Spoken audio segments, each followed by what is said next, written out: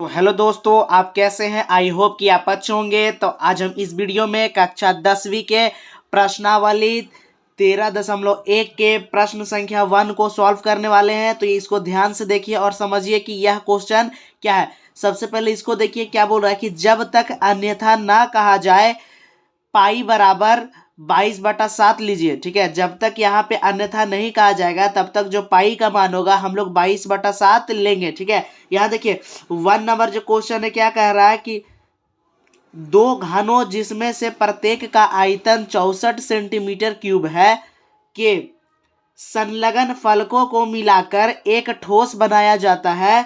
इससे प्राप्त घनाभ का पृष्ठीय क्षेत्रफल ज्ञात कीजिए।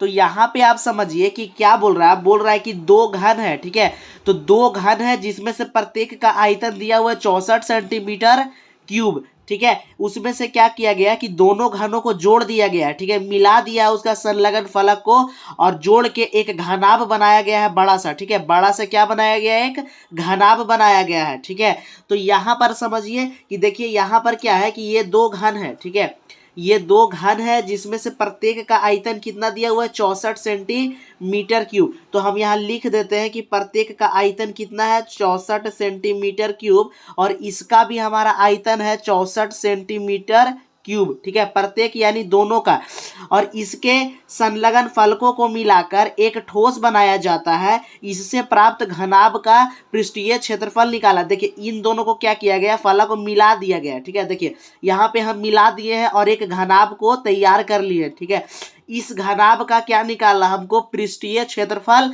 निकालना है। ठीक है, तो पृष्ठीय क्षेत्रफल निकालने का फॉर्मूला आपको पता होगा कि फॉर्मूला में लंबाई चौड़ाई ऊंचाई हमको तीनों चाहिए, लेकिन क्वेश्चन में लंबाई चौड़ाई ऊंचाई हमारा नहीं दिया हुआ है। ठीक है, तो यहाँ पे ध्यान दीजिए कि पृष्ठीय क्षेत्रफल क्या होता है कि ऊपर वाला जो पूरा सतह है इसका क्षेत्रफल, फिर ये वाला सतह का क्षेत्रफल, ये वाला सतह का क्षेत्रफल, ये नीचे वाला सतह का क्षेत्रफल, और देखिए ये आगे वाला सतह का क्षेत्रफल और एगो पीछे वाला का सतह का क्षेत्रफल अगर हम जोड़ देंगे तो इसे हम लोग पृष्ठीय क्षेत्रफल बोलते हैं घनाभ का। ठीक है, तो सबसे पहले हमको लंबाई चौड़ाई ऊंचाई चाहिए तो हम लोग उसको निकालेंगे। ठीक है, तो कैसे निकालना है, यहाँ पे ध्यान दीजिए कि जो दिया हुआ है उसको हम लोग लिख लेंगे। ठीक है, जो दिया हुआ है उसको सबसे पहले देखिए हम इस पेपर में लिख लेंगे। ठीक है, तो हल कर रहे हैं यहाँ पे, आप ध्यान से देखिएगा कि हल कैसे करेंगे। ठीक है, तो जो दिया है पहले 100 लिखना है हम लोगों को। तो दिया हुआ क्या है, यहाँ लिखेंगे दिया है क्या दिया हुआ है, देखिए कि दो घन जिसमें से प्रत्येक का आयतन क्या है 64 सेंटीमीटर क्यूब। तो यहाँ पे लिख देते हैं कि घन का आयतन बराबर कितना है 64 सेंटीमीटर क्यूब है। ठीक है, एक घन का आयतन 64 सेंटीमीटर क्यूब है। तो दो घन है ना, तो दोनों घन का आयतन तो समान है। अब एक घन सिर्फ यहाँ पे लिखे हैं। ठीक है, अब क्या करेंगे कि इस आयतन के मदद से हम लोग क्या करेंगे, ये जो दिया हुआ है इससे हम लोग लंबाई निकालेंगे, भुजा कितना लंबा है वो निकालेंगे। तो आपको पता होगा कि घन का आयतन का जो फॉर्मूला होता है वो क्या होता है, भुजा का क्यूब होता है। ठीक है, जो घन का आयतन का फॉर्मूला होता है वो भुजा का क्या होता है, क्यूब। तो यहाँ भुजा का क्यूब कर दिए और बराबर देना है किसके, कि बराबर है 64 सेंटीमीटर क्यूब के। तो यहाँ क्यूब नहीं लिखेंगे, सिर्फ 64 सेंटीमीटर लिखेंगे। ठीक है, अब क्या करना है कि देखिए जो भुजा का क्यूब बराबर होता है 64 सेंटीमीटर। ठीक है, तो यहाँ पे हम लोग क्या किए कि घन का आयतन लिखे ये और बराबर में लिख दिए कि घन का आयतन जो दिया हुआ था 64। ठीक है, अब क्या करना है कि इन दोनों को क्या करेंगे, देखिए इधर क्यूब है तो इसको भी या तो क्यूब के रूप में ले आए या तो फिर क्या करें कि इसको क्यूब को बराबर के इधर भेजेंगे तो रूट लगाएंगे। फिर देखिए कैसे। ठीक है, तो जब यहाँ देखिए भुजा क्यूब है, ठीक है, तो यहाँ देखिए भुजा बराबर, ठीक है, जब इधर भेजेंगे तो इसको ये क्या चीज हो जाएगा 64 अंडर रूट में 64 हो जाएगा और ये जो 3 होगा यहाँ पे आ जाएगा। ठीक है, इस 3 को यहाँ पे लिख लेंगे। ठीक है, और इसके बाद क्या करते हैं कि जो रूट वाला संख्या होता है अब उसका क्या करेंगे हम लोग गुणनखंड करके देखते हैं।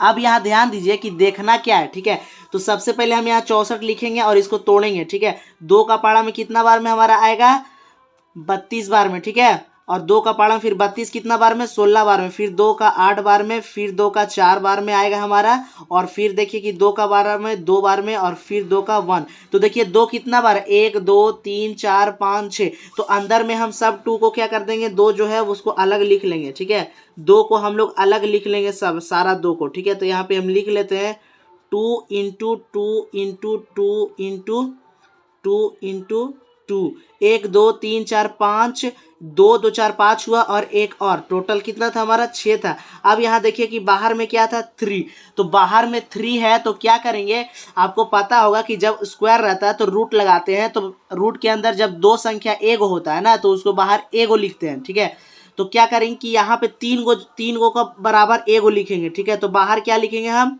यहाँ देखिए 3 है इसलिए 3 को एक बार लिखेंगे, मतलब एक ही संख्या 3 बार है उसको यहाँ पर हम क्या करेंगे एक बार लिखेंगे। फिर देखिए एक ही संख्या 3 बार तो 2 इंटू 2 होगा। ठीक है अब यहाँ पे देखिए भुजा है तो यहाँ पे भुजा हम लिख दिए हैं। भुजा बराबर क्या आया 2 गुना 2, तो भुजा 2 गुना 2 क्या होगा 4, तो यानी कि 4 आया और सेंटीमीटर में है, यानी कि जो हमारा भुजा है वो 4 सेंटीमीटर आया। ठीक है जो भुजा है वो हमारा कितना आया है 4 सेंटीमीटर। ठीक है अब क्या करना है कि देखिए यहाँ पे ध्यान से समझिए, अब यहाँ पे समझिए कि हम लोग घन का आयतन निकाल रहे थे, तो घन का आयतन निकाले तो यहाँ पर हम लोग भुजा निकाल लिए। ठीक है भुजा क्या है हमारा 4 सेंटीमीटर, तो देखिए इस घन में से एक घन का क्या है भुजा का लंबाई 4 सेंटीमीटर। ठीक है घन में से भुजा का लंबाई क्या है हमारा 4 सेंटीमीटर, और आपको पता रहना चाहिए कि घन का प्रत्येक भुजा क्या रहता है बराबर रहता है। ठीक है और ये दोनों घन समान ही है, क्योंकि दोनों घन क्या है प्रत्येक का आयतन जब 64 सेंटीमीटर क्यूब है, इसका भी 64 सेंटीमीटर है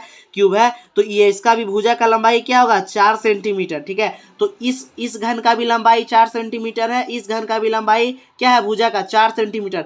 तब इन दोनों को क्या करके जोड़ दिया गया। ठीक है इन दोनों घनों को क्या कर दिया गया है जोड़ दिया गया। देखिए इन दोनों घनों को इधर देखिए एक घन और 2 घन को जोड़ के एक घनाभ बनाया गया। देखिए इसको तब जब दोनों घन को जोड़ के घनाभ बनाया गया तो ये देखिए इस भुजा का लंबाई देखिए यहाँ 4 है ये 4 है तो जुड़ जाएगा तो क्या हो जाएगा 8, तो ये 8 सेंटीमीटर हो जाएगा।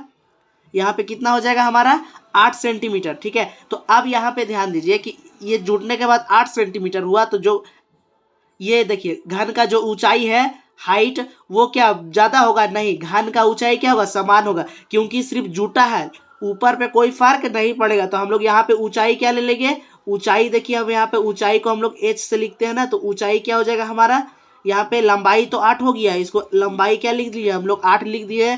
अब ऊंचाई क्या होगा हमारा 4 ही सेंटीमीटर होगा। ठीक है क्योंकि इसमें कुछ बदलाव नहीं होगा, इसमें हमारा कुछ बदलाव नहीं होगा। देखिए कि यहाँ पे 4 सेंटीमीटर हम लिख दे रहे हैं, थोड़ा नीचे लिखा गया। ठीक है तो 4 सेंटीमीटर। अब क्या हमको चाहिए चौड़ाई। ठीक है तो चौड़ाई देखिए इसको लेंगे और चौड़ाई में भी कोई बदलाव नहीं हुआ है, तो चौड़ाई भी क्या होगा हमारा 4 सेंटीमीटर ही होगा। तो चौड़ाई भी हम लिख लेते हैं 4 सेंटीमीटर।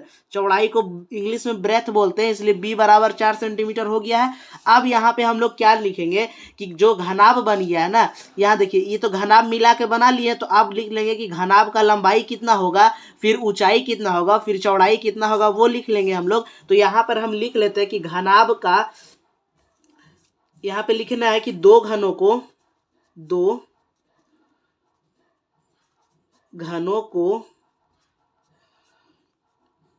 मिलाने पर प्राप्त घनाभ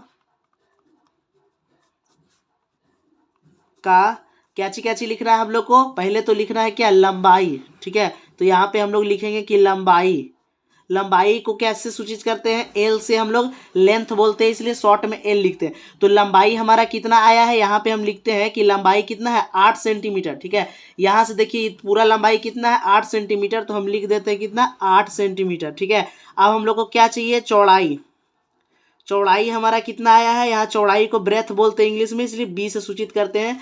तो चौड़ाई हमारा कितना आया, यहाँ पे ध्यान दीजिए कि चौड़ाई में कुछ फर्क नहीं पड़ा। ठीक है तो घनाभ में आपको ध्यान देना है कि चौड़ाई में हमारा कुछ फर्क नहीं, सिर्फ लंबाई सिर्फ जुटा है ना, तो क्या इस चौड़ाई में भी फर्क होगा नहीं, तो 4 सेंटीमीटर भुजा है तो 4 ही सेंटीमीटर होगा। ठीक है अब हम लोग का क्या चाहिए ऊंचाई। ठीक है ऊंचाई चाहिए तो हम लोग क्या ऊंचाई में भी कोई फर्क नहीं होगा, ठीक है। जो ऊंचाई होता है उसको हम लोग h से लिखते हैं, तो h लिख के लिख देते हैं, ठीक है।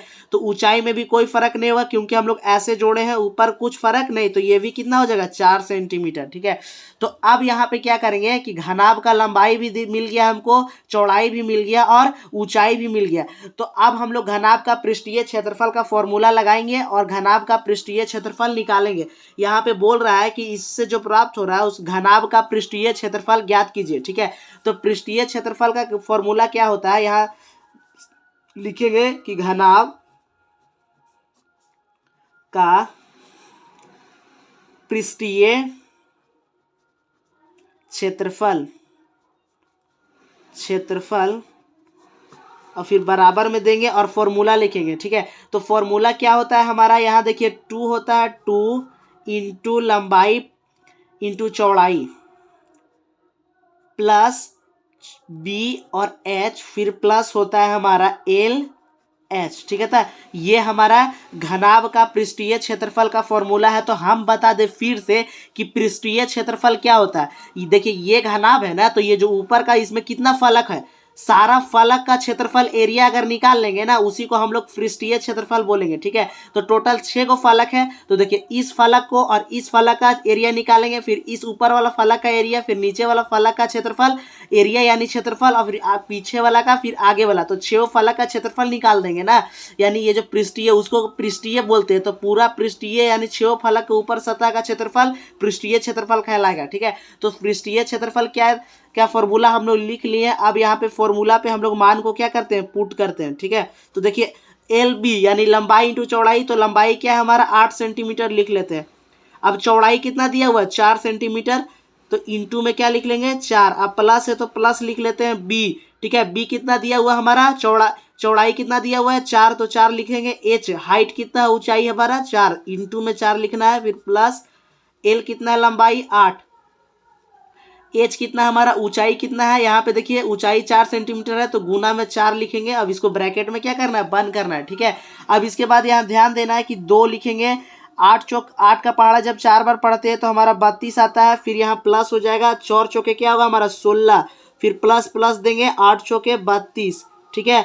अब यहाँ पे ध्यान देना है कि 32 में जब 32 जोड़ेंगे 64, और 64 में जब 16 जोड़ देंगे तो क्या होगा हमारा 80, ठीक है। तो जब 80 का पहाड़ा 2 बार पढ़ेंगे तो क्या आएगा हमारा 160। अब यहाँ पे देखिए कि सेंटीमीटर में था हमारा सब कुछ, लंबाई चौड़ाई ऊंचाई, तो जो आंसर आएगा सेंटीमीटर में आएगा, और क्षेत्रफल हमारा सेंटीमीटर क्यूब में आएगा, ठीक है, सॉरी सेंटीमीटर स्क्वायर। क्षेत्रफल जब भी आता है तो स्क्वायर में आएगा, तो स्क्वायर कर देंगे। तो यही हमारा क्या है, घनाभ का पृष्ठीय क्षेत्रफल आ गया। आई होप फ्रेंड्स आपको यह क्वेश्चन समझ में आ गया होगा। यदि आपको यह क्वेश्चन समझने में आसानी या मुश्किल लगा होगा तो हमें कमेंट में ज़रूर बताएं, जिससे हम समझ पाएंगे कि हम आपको अच्छे से समझा पाए या नहीं। यदि नहीं समझा पाए होंगे तो हम फिर से इसे समझाने का प्रयास करेंगे।